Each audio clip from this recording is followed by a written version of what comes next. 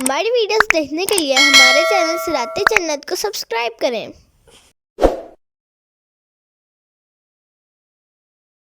إن الذين يحادون الله ورسوله كبتوا كما كبت الذين من قبلهم وقد أنزلنا آية بينات وللكافرين عذاب مهين۔ بے شک وہ لوگ جو اللہ اور اس کے رسول کی مخالفت کرتے ہیں انہیں ذلیل و رسوا کر دیا جائے گا جیسے ان سے پہلے لوگ ذلیل و رسوا کر دیے گئے، اور بے شک ہم نے روشن آیتیں اتاریں اور کافروں کے لیے رسوا کر دینے والا عذاب ہے۔ تفسیر صراط الجنان۔ اس سے پہلی آیت میں اللہ تعالیٰ کی حدوں کی حفاظت اور دین اسلام کے دیے ہوئے احکام کی پابندی کرنے کی تاکید کی گئی، اور اس آیت میں ان لوگوں کے لیے وعید بیان کی گئی جو ان کی مخالفت کرتے اور ان کا انکار کرتے ہیں۔ چنانچہ اس آیت کا خلاصہ یہ ہے کہ بے شک وہ لوگ جو اللہ تعالیٰ اور اس کے رسول صلی اللہ تعالیٰ علیہ وآلہ وسلم کے احکام کی مخالفت کرتے ہیں وہ ایسے ہی ذلیل کیے جائیں گے جیسے ان سے پہلے لوگ رسولوں علیہ السلام کی مخالفت کرنے کے سبب ذلیل و رسوا کر دیے گئے، اور یہ ذلت اس لیے ہوگی کہ بے شک ہم نے رسولوں علیہ السلام کی صداقت پر دلالت کرنے والی اور واضح احکام پر مشتمل روشن آیتیں اتاری، اس کے باوجود انہوں نے مخالفت کی، اور یہ تو دنیا کی سزا ہے جبکہ آخرت میں ان آیتوں کا انکار کرنے والے کافروں کے لیے رسوا کر دینے والا عذاب ہے۔ آیت ان الذین یحادون اللہ ورسولہ سے حاصل ہونے والی معلومات۔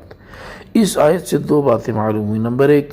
حضور اقدس صلی اللہ تعالی علیہ وآلہ وسلم کی مخالفت اللہ تعالیٰ کی مخالفت ہے۔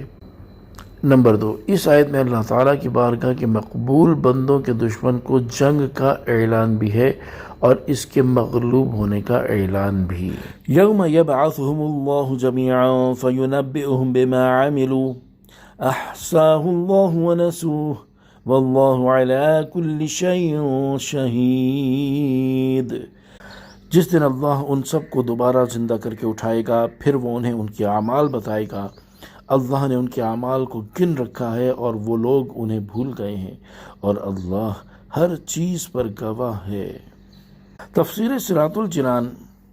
یعنی کافروں کو رسوا کر دینے والا عذاب اس دن ہوگا جس دن اللہ تعالیٰ ان سب کو مرنے کے بعد دوبارہ زندہ کرے گا، یہاں تک کہ کسی ایک کو باقی نہ چھوڑے گا، پھر انہیں رسوا اور شرمندہ کرنے کے لیے ان کے اعمال بتائے گا، کیونکہ اللہ تعالیٰ نے ان کے تمام اعمال کو گن رکھا ہے، جبکہ وہ لوگ بے فکری اور توجہ نہ ہونے کے سبب دنیا میں کیے ہوئے اپنے اعمال بھول گئے ہیں، اور اللہ تعالیٰ کی شان یہ ہے کہ وہ ہر چیز پر گواہ ہے اور اس سے کچھ بھی چھپا ہوا نہیں ہے۔ أَلَمْ تَرَ أَنَّ اللَّهَ يَعْلَمُ مَا فِي السَّمَاوَاتِ وَمَا فِي الْأَرْضِ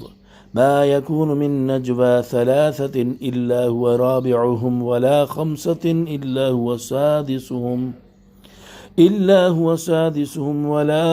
أَدْنَى مِن ذَلِكَ وَلَا أَكْثَرَ إِلَّا هُوَ مَعَهُمْ أَيْنَمَا كَانُوا ثم ينبئهم بما عملوا يوم القيامة إن الله بكل شيء عليم۔ اے بندے، کیا تو نے نہ دیکھا کہ اللہ جانتا ہے جو کچھ آسمانوں میں اور جو کچھ زمین میں ہے؟ جہاں کہیں 3 شخصوں کی سرگوشی ہو تو ان میں چوتھا اللہ ہی ہے، اور 5 کی سرگوشی ہو تو وہ اللہ ہی ان کا چھٹا ہوتا ہے،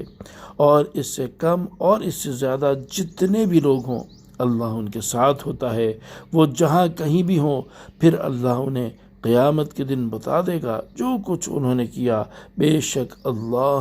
ہر چیز کو خوب جانتا ہے۔ تفسیر صراط الجنان۔ اس سے پہلی آیت کے آخر میں بیان ہوا کہ اللہ تعالیٰ ہر چیز پر گواہ ہے، اور اس آیت میں تاکید کے ساتھ یہ بات بیان کی جا رہی ہے کہ اللہ تعالیٰ تمام معلومات کو جانتا ہے۔ چنانچہ آیت کا خلاصہ یہ ہے کہ اے سننے والے، کیا تو نے نہ دیکھا کہ جو کچھ آسمانوں میں اور جو کچھ زمین میں ہے سب اللہ تعالیٰ جانتا ہے، اس سے کچھ بھی پوشیدہ نہیں، حتیٰ کہ جہاں کہیں 3 شخص سرگوشی سے بات کریں اور اپنے راز آپس میں ایک دوسرے کو آہستہ آواز سے بتائیں اور اپنی مشاورت پر کسی کو مطلع نہ کریں، تو ان میں چوتھا اللہ تعالیٰ ہی ہے جو ان کا مشاہدہ کرتا ہے ان کی سرگوشی اور ان کے رازوں کو جانتا ہے، اور اگر 5 لوگ سرگوشی سے بات کریں تو وہ اللہ تعالیٰ ہی ان کا چھٹا ہوتا ہے، اور یہ چیز اسی تعداد پر موقف نہیں بلکہ 3 سے کم اور 5 سے زیادہ جتنے بھی لوگ ہوں، اللہ تعالیٰ اپنے علم و قدرت سے ان سب کے ساتھ ہوتا ہے، خواہ وہ جہاں کہیں بھی ہوں۔ پھر اللہ تعالیٰ انہیں قیامت کے دن بتا دے گا جو کچھ انہوں نے کیا، اور انہیں ان کے اعمال کی جزا دے گا۔ بے شک اللہ تعالیٰ سب کچھ جانتا ہے۔ صلو علی الحبیب صلی اللہ تعالی علی محمد صلی اللہ تعالی علیہ وآلہ وسلم۔